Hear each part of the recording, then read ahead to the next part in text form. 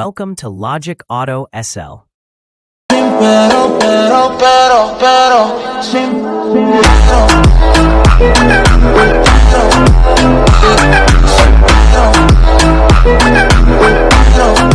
Logic කොටෝ SL එක එකතු වෙන හැමෝම අයිබෝන් කියලා පිළිගන්නවා.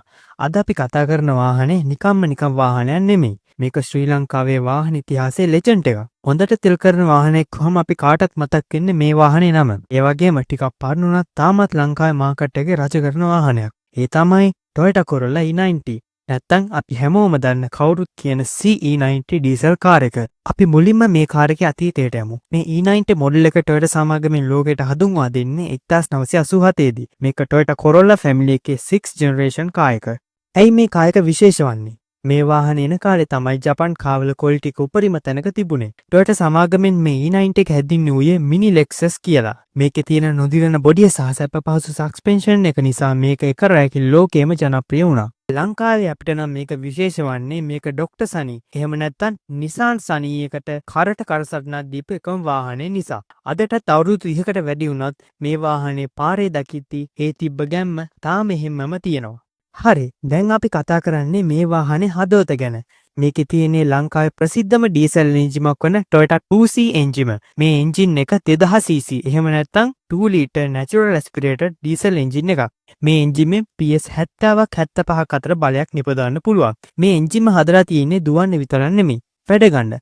ටර්බෝ එකක් නැති නිසා ලෙඩත් අඩුයි. හැබැයි මතක තියාගන්න ඕනේ මේ 2C එන්ජිම හීට් එකට පොඩ්ඩක් බයයි. ඒ නිසා ඔයාලගේ රේඩියේටර් එකේ සහ කූලන්ට් සිස්ටම් එක හරියටම තියාගන්න ඕනේ. මේ කාර් එක ගොඩක් අය ගන්න ප්‍රධානම හේතුව තමයි මේකේ තියෙන හොඳ ෆුවල් කන්සම්ප්ෂන් එක. මේ වාහනේ හරියටම ටියුන් කරලා තියෙනවා නම් ලීටර කිලෝමීටර් 14ක් 18ක් අතර හොඳ ෆුවල් කන්සම්ප්ෂන් එකක් දැක ගන්න පුළුවන්.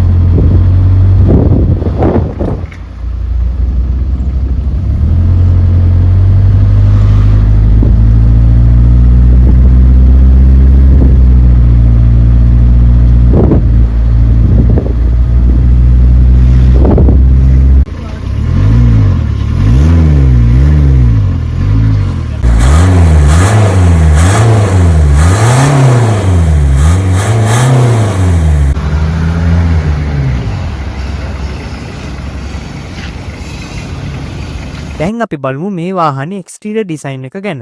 1990 ගණන් වල වාහනවල තිබ්බ විශේෂ ලක්ෂණයක් තමයි පරණ බොක්ස් මොඩල් එක වෙනුවට ඒ බොක්ස් මොඩල් එක ටිකෙන් ටික රවුම් වෙන්න පටන් ගත්ත එක. ඉතින් මේ E90 එකෙත් ඒ දෙකේම එකතුවක් විදිහට තමයි හදලා තියෙන්නේ. හොඳට බලන්න මේකේ දිගටි හැඩයට ආපු හෙඩ්ලයිට් සිස්ටම් එක සහ ග්‍රිල් එක නිසා වාහනයට විශාල පළල් පෙනුමක් ලබා දීලා තියෙනවා. මේ වාහනේ බොඩි එක ගැන නම් කතා නොකරම බෑ. අද එන වාහන වගේ නෙමෙයි. ඇඟිල්ලෙන් එබ්බුවාම එබෙන බොඩි එකක් නෙමෙයි මේකට ලබා දීලා තියෙන්නේ. ඇත්තටම කිව්වොත් ගලක් වගේ හයිය බොඩි එකක් තමයි මේකට ලබා දීලා තියෙන්නේ. මේකේ පසුපස ඩිකි එක ගත්තාම ලොකු ඉඩක් ලබා දීලා තියෙනවා. ටේල් ලයිට්ස් එන්නේ තනි ලයින් එකකට නෙමෙයි කොටස් දෙකකට බෙදිලා. ඇතුළට ආවහම අපිට දැනෙන්නේ නියම ජපන් වාහනයක ෆීල් එක. මේකේ ඩෑෂ්බෝඩ් එක හරිම සිම්පල්. අනවශ්‍ය ගැජට් මුකුත්ම නැහැ. හැමදේම ඩ්‍රයිවර්ට ලේසියෙන් අතපොවන්න පුළුවන් තැන්වල තියෙන්නේ. විශේෂම දේ තමයි මේ ඩෑෂ්බෝඩ් එක අවුවට පැලෙන්නේ නැහැ. ඒක තමයි 90 දශකයේ Toyota වාහනවල ක්වොලිටි එක. ඉස්සරහා සීට් ගත්තාම හරිම සුව පහසුයි. පිටුපස සීට් වලත් හොඳ ඉඩකඩක් තියෙනවා. පවුලේ 5 දෙනෙකුට සැප පහසුව ගමන් කරන්න පුළුවන් වාහනයක්. හොඳ විසිබිලිටි එකක් තියෙන නිසා එලවන්නත් ඉතාම පහසුයි. අවසානයේ මට කියන්න තියෙන්නේ මෙච්චරයි. ඔයා හොයන්නේ තෙල් වැඩ කරන පාර්ට්ස් ඕන තරම් තියෙන විකුණන්න ගියාම ලාභයක් මිසක් පාඩුවක් නොවන වාහනයක් නම් මේක තමයි හොඳම තේරීම.